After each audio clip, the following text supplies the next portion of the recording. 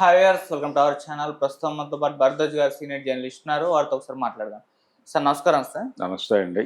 Sir మొన్న తమ్ముడు cinema ఈవెంట్‌లో దిల్ రాజు గారు చేసిన కామెంట్స్ ఇప్పుడు చర్చలకైతే దారితీసింది సార్. అంటే పెయిడ్ వ్యూస్ పైన ఇప్పుడు చర్చలు జరుగుతున్నాయి. యూట్యూబ్‌లో ట్రైలర్‌లు, టీజర్‌లు ఇవన్నీ రిలీజ్ చేస్తుంటారు. మిలియన్ల కొద్ది వ్యూస్ వస్తూ ఉంటాయి. అయితే ఇవి నార్మల్‌గా నిజంగానే అని చెప్పేసి ఇన్నాళ్ళు కూడా చాలా మంది భావించారు. కాకపోతే దిల్ రాజు గారు మాత్రం లక్షలు లక్షలు ఖర్చు పెట్టి పెయిడ్ అంటే మొత్తం వ్యూస్ అన్ని తెప్పించుకోకండి, మిలియన్ల కొద్ది వ్యూస్ అని చెప్పేసి నా టీమ్‌కి, నా పీఆర్ వాళ్ళకి హింట్ ఇచ్చేసానని చెప్పేసి చెప్పారు. సో దీన్ని బట్టి చూస్తే మరి ఇన్నాళ్ళు వచ్చిన పెయిడ్ వ్యూస్ ఏనా అని ఒక చర్చ జరుగుతుంది. మీరేం చెప్తారు సార్ ఆయన కామెంట్స్ పైన? అంటే పెయిడ్ వ్యూస్ సంపాదించుకోవటానికి ఒక మార్గం అక్కడ ఉంది. వాళ్ళు అడుగుతారు, అంటే మీది బూస్ట్ చేయమంటారా? బూస్ట్ చేయమంటే దానికి సంబంధించినటువంటి పేమెంట్స్ ఉంటాయి. ఆ పేమెంట్ చేస్తే మేము బూస్ట్ చేస్తామని చెప్పి జనరల్గా సోషల్ మీడియా ప్లాట్ఫామ్స్ అన్నిట్లోనూ ఇది ఒక యంత్రం పనిచేస్తూ ఉంటుంది. ఇది దేనికి జనరల్గా మనం వ్యాపార కోణంలో చూస్తే దిల్ రాజు గారి మాటలు, ప్రొడ్యూసర్ దిల్ రాజు వేరు, డిస్ట్రిబ్యూటర్ దిల్ రాజు వేరు, బయ్యర్ దిల్ రాజు వేరు. ఒకే దిల్ రాజులో 3 దిల్ రాజులు ఉన్నారు. అందులో ప్రొడ్యూసర్ దిల్ రాజు అంటే ప్రొడ్యూసర్ కోణం ఎలా ఉంటుందంటే తన సినిమాకి ఒక హైప్ క్రియేట్ చేసి మార్కెట్ చేసుకోవాలి అనుకుంటాడు. అనుకున్నప్పుడు బూస్ట్ అంటారు. అక్కడేవో వ్యూస్ కనిపిస్తాయి. కనిపించగానే దానికి ఏదో ఒక ఇది క్రియేట్ అయింది, ఒక బజ్ క్రియేట్ అయింది అని, అంటే ఈ నెంబర్ చూసి ఇంకొంతమంది యాడ్ అవుతారనేది అసలు ప్రోగ్రామ్. ఇది ఈ బూస్టింగ్ అనే ప్రోగ్రామ్ వెనకాల కాన్సెప్ట్ ఏంటంటే, ముందు అక్కడ వ్యూస్ కనిపిస్తే మిగిలిన వాళ్ళు ఇంతమంది చదివినప్పుడు ఏదో ఉండుంటుంది దీనిలో అని, ఇంతమంది చూశారు కాబట్టి ఇందులో ఏదో ఉందని ఆ భ్రమకి గురై చాలామంది కొత్త వాళ్ళు ఎంటర్ అవుతారు. ఇది ప్రోగ్రామ్. కాబట్టి అలా కొంత యాడ్ అవుతుంది, కొంత అదే యాడ్ చేస్తుంది, కొంత వీళ్ళు యాడ్ చేస్తారు, ఇలా నడుస్తుంది. ఇది ఈ నడిచే క్రమంలో దీనికి ఒక బజ్ క్రియేట్ అయితే ఎవడో ఒకడో దీనికి సంబంధించి ఇంట్రెస్ట్ పే చేస్తారు అనేది తన ప్రాజెక్ట్కి, తన ప్రోడక్ట్కి మార్కెట్లో ఒక రెస్పెక్టబుల్ ప్లేస్ దొరుకుతుంది అనేది ప్రొడ్యూసర్ దిల్ రాజు గారి ఆలోచన. అప్పుడు అది చేస్తాడు ఆయన. బయ్యర్ దిల్ రాజు ఆ పరిస్థితి వేరు. ఆయన కంటెంట్ అంటే తను అంతకుముందు ప్రొడ్యూసర్గా చేసిన పని, తను కొనే ప్రోడక్ట్కి సంబంధించిన ప్రొడ్యూసరు తన పద్ధతినే అనుసరించి అక్కడ బూస్ట్ చేసినటువంటి వ్యూస్ ద్వారా ఏదన్నా బజ్ క్రియేట్ చేద్దామని ట్రై చేస్తున్నాడేమో అని ఒక సందేహం ఉంటుంది ఆయనకి. ఆ సందేహంతో అసలు ఒరిజినల్గా దీని పరిస్థితి ఏంటో తెలుసుకోవడం కోసం పరిశోధన చేస్తాడు. ఒరిజినల్ వ్యూసే ఉండాలని అతను కోరుకుంటాడు. ఎవరు కోరుకుంటారు? బయ్యర్ దిల్ రాజు. మధ్యలో డిస్ట్రిబ్యూటర్ దిల్ రాజు కూడా ఉంటాడు. ఇలా 3 రకాల దిల్ రాజులకి 3 రకాల అభిప్రాయాలు, 3 రకాల ఆచరణలు ఉంటాయి. అందులో ఆయన నిన్న అక్కడ మాట్లాడినప్పుడు ప్రొడ్యూసర్గా మాట్లాడా, డిస్ట్రిబ్యూటర్గా మాట్లాడా, బయ్యర్గా మాట్లాడా అనే దానిలో నుంచి అర్థం చేసుకోవాలి. ఇదే దిల్ రాజు గారు వేరే పొజిషన్లోకి వెళ్ళినప్పుడు ఇదే స్టేట్మెంట్ మీద నిలబడవచ్చు, నిలబడకపోవచ్చు. నిలబడే అవకాశాలు తక్కువే. జనరల్గా ఎక్కడ ఉంటే అక్కడ, అంటే పాత్రౌచిత్యం అని చెప్పి అంటారు మనకి వ్యాకరణ భాషలో. పాత్రౌచిత్యం అంటే ఏ పాత్ర చేస్తున్నప్పుడు అలా బిహేవ్ చేయటం అని. అలా బిహేవ్ చేస్తున్నాడు ఆయన. అలా ఒక ప్రశ్న రైజ్ అయింది అవతల నుంచి.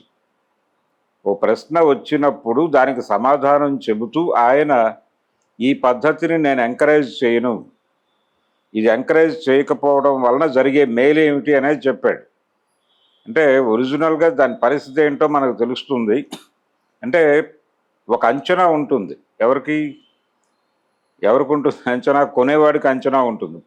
ప్రోడక్ట్ కొనేవాడికి ఒక అంచనా ఉంటుంది. కాబట్టి ఇలాంటివి లేకుండా ఉంటే బాగుంటుంది, అప్పుడు దాని కండిషన్ ఏంటో మనకు అర్థమవుతుంది అని చెబుతూ ఇదే అభిప్రాయాన్ని ప్రొడ్యూసర్ దిల్ రాజుకి ఇంకో రకంగా అన్వయిస్తూ ఆయన ఏం చెప్పాడు తెలివిగా, ఇలా గనక ఒరిజినల్ వ్యూసే కనుక అక్కడ ప్రొజెక్ట్ అయితే అప్పుడు ఓహో ఇంత తక్కువ మంది చూస్తున్నారు అని మనం అనుకుని అక్కడ కరెక్షన్ ఏదైనా చేసుకోవచ్చేమో.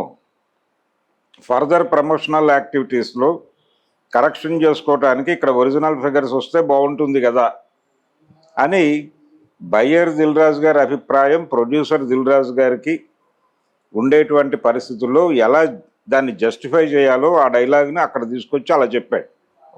అంటే ఒక అద్భుతమైన స్క్రిప్ట్ రైటర్ ఉన్నాడు ఆయనలో, దిల్ రాజులో. అది కనిపించింది ఆ తెర మీద. కానీ ఎక్కడికక్కడ ఏది అంటే ఏ ప్రోడక్ట్ని ఎలా ప్రమోట్ చేయాలి అనే దగ్గర ప్రతి ఒక్క దీనికి అనుసరించిన పద్ధతి ఇంకో దానికి అనుసరించరు. ఈ సినిమాకి అనుసరించినటువంటి ప్రమోషనల్ యాక్టివిటీ, ప్రమోషనల్ స్ట్రాటజీ ఆ తర్వాత సినిమాకి ఇదే ప్రమోషనల్ స్ట్రాటజీ యాజ్ ఇట్ ఈస్గా ఇంప్లిమెంట్ అవుతుందని చెప్పలేము. అక్కడ స్ట్రాటజీ మారచ్చు, ఆ ప్రాజెక్ట్ మీద ఆధారపడి ఉంటుంది. ఆ ప్రోడక్ట్ని ఎలా సేల్ చేయాలి అనేది ఆ ప్రోడక్ట్ చూసిన తర్వాత జడ్జిమెంట్కి వచ్చి ఇది మార్కెటింగ్ టీం నుంచి వచ్చేటువంటి దీనిలో జరిగేటువంటి వ్యవహారం. అందుకని మార్కెట్ ఎకానమీలో మనం ఉన్నప్పుడు ఇవన్నీ సహజం. అది ఆ యంత్రాలు అడిగేది కూడా అందుకే. ప్రజల్లో ఉండేటువంటి ఒక బలహీనతని టార్గెట్ చేసి మనం కొట్టి దీన్ని కొంచెం పుష్ చేద్దామా అనేదే లక్ష్యం. అది ఓపెన్గానే చెప్తారు, అక్కడేమి రహస్యాలు ఉండవు. ఇది బూస్ట్ చేస్తామంటే ఎక్కువ మందికి రీచ్ చేస్తాం అనేది లీగల్గా ఒపీనియన్. కానీ వ్యూస్ క్రియేట్ అయిపోతాయి. అంటే వీడు ఎంత పంప్ చేశాడో అన్ని వ్యూస్గా అక్కడ కనిపిస్తుంది నెంబర్. దాన్ని చూపించి మిగిలిన వాళ్ళు ఎంటర్ అవుతారు. ఇది ప్రోగ్రామ్. అందుకని ఇదంతా కూడా ఒక అంటే ఆర్టిఫిషియల్ ఇంటెలిజెన్స్లో జరుగుతున్నటువంటి రకరకాల మాయాజాలాల్లో ఇది కూడా ఒక మాయాజాలం. అంటే సార్ ఆల్రెడీ పోస్టర్లు కలెక్షన్స్ పోస్టర్స్ ఫేక్ అని చెప్పేసి ఒక క్రెడిబిలిటీ కోల్పోయింది. ఇప్పుడు ఈ వ్యూస్ కూడా ఫేక్ అయినా మరి మేమెందుకు కొట్టుకొని చేస్తుంటాం. ఇప్పుడు స్టార్ హీరో సినిమాలు వస్తే గంటకు ఇన్ని వ్యూస్ వచ్చాయి, 2 గంటలకు ఇన్ని వ్యూస్ వచ్చాయి కంపేర్ చేస్తూ మాట్లాడుకుంటారు. ఒక ఫైట్ డిబేట్ నడుస్తూ ఉంటుంది. మరి అదంతా కూడా ఇప్పుడు ఫేక్ అయినా ఒక అభిమానం నుంచి ఫేకా కాదా ఇవన్నీ పక్కన ప్రతి ఒక్కళ్ళకి తెలుసు. ఒకవేళ ఫేక్ అయితే మేము క్రియేట్ చేయగలిగాం, మీరు ఎందుకు క్రియేట్ చేయలేకపోయారు, అది మీ చేతకానితనం అని కూడా అనగలరు. ఓకే. అలాగే కలెక్షన్స్కి సంబంధించి ఈ రోజున కాదు, అది తెలుగు సినిమా పుట్టిన కాలం నుంచి పేపర్లలో యాడ్లు వేసే రోజుల నుంచి ఈ అపవాదు ఉంది.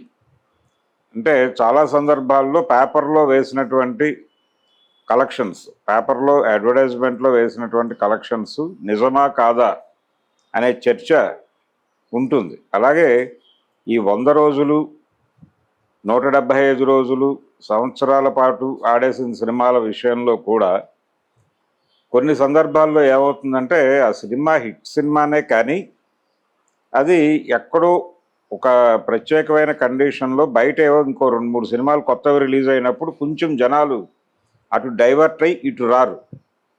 ఇది ఆల్రెడీ అప్పటికే 100 రోజులు దాటేసిన సినిమా అయితే అప్పుడప్పుడు కొన్ని షోస్కి డ్రాప్ అవుతుంది. ఆ డ్రాప్ అయినప్పుడు కొంచెం చేయి పెట్టి ముందుకు నడిపిస్తారు. అది కల్చర్ ఉంది. అంటే అభిమానులు టికెట్లు కొనడం ద్వారాను ఇలా రకరకాలుగా జరుగుతుంది. అది ఒకప్పుడు ఎలా ఉండేదంటే అభిమానులు థియేటర్ల దగ్గర ప్రతి షోకి కాపలా ఉండేవాళ్ళు నిజానికి. ఇప్పుడు కనిపించడం లేదు. కానీ ఆ రోజుల్లో పెద్ద హీరోల సినిమాలకి ముఖ్యంగా రామారావు గారు, నాగేశ్వరరావు గారు మాత్రమే కాదు, చిరంజీవి, బాలకృష్ణ, ఈ జనరేషన్లో కూడా నాగార్జున కూడా, అంటే అక్కినేని అభిమానులే, నాగేశ్వరరావు గారి అభిమానులే నాగార్జున సినిమాలకు కూడా, ఆఖరి పోరాటం ఇలాంటి సినిమాలకి రోజు ప్రతి షోకి వాళ్ళు ఇతర వ్యాపారాల్లోనూ ఉన్నప్పటికీ మ్యాట్నీ బుకింగ్ క్లోజ్ అయ్యే టైం అవుతోంది, నేను ఒక్క నిమిషం వస్తానని చెప్పి గబుక్కుని వెళ్ళిపోయేవాళ్ళు బళ్ళు వేసుకుని ఆ థియేటర్ దగ్గరికి వెళ్ళిపోయి అక్కడ కూర్చునేవాళ్ళు. ఏంటి పరిస్థితి, బాల్కనీ 20 టికెట్లు మిగిలినాయి లేకపోతే ఇంకోటి ఏదో మిగిలింది అన్నప్పుడు అదేదో పుష్ చేసి క్లోజ్ చేసేవాళ్ళు. అక్కడికి రెస్పాన్సిబిలిటీ క్లియర్ అయినాడు. మర్నాడు మళ్ళీ హెవీ రష్ ఉంటుంది అదే సినిమాకి. అంటే ఆడేస్తున్న సినిమాలకి అప్పుడప్పుడు డ్రాప్ అయినప్పుడు చెయ్యి వేయటం అనేది కూడా ఒక కల్చర్ ఉంది మనకి. అయితే ఇవేవి కూడా అక్కడ ఆ రికార్డులుగా వాళ్ళు ప్రమోట్ చేసే దగ్గర కనిపించవు. ఇది 113 రోజులు కంటిన్యూస్ ఫుల్స్, లేకపోతే ఇది 100 రోజులు కంటిన్యూస్ ఫుల్స్, ఇన్ని సెంటర్లో కంటిన్యూస్ ఫుల్స్, ఇవన్నీ ఫ్యాన్స్ తర్వాత కరపత్రాలు వేసేవాళ్ళు. ఓకే. ఇది ఒక కల్చర్. ఇది ఒక కల్చరు, ఇదంతా నడుస్తుంది సినిమా చుట్టూ. నిజము మాయా రెండు కలగలిసి ఒక విచిత్రమైనటువంటి వాతావరణం నడుస్తుంది. వీళ్ళు చెప్పింది వాళ్ళు ఫేక్ అంటారు, వాళ్ళు చెప్పింది వీళ్ళు ఫేక్ అంటారు. ఈ ఫేక్ అనేది ఈ రోజున కాదు, రియలా ఫేకా అనేది సినిమా పరిశ్రమలో స్టార్ హీరోలు ఎమర్జ్ అయిన తర్వాత, స్టార్డమ్ అనేది ఎమర్జ్ అయిన తర్వాత, అభిమాన దళాలు, అభిమాన గళాలు గణాలు ఏర్పడిన తర్వాత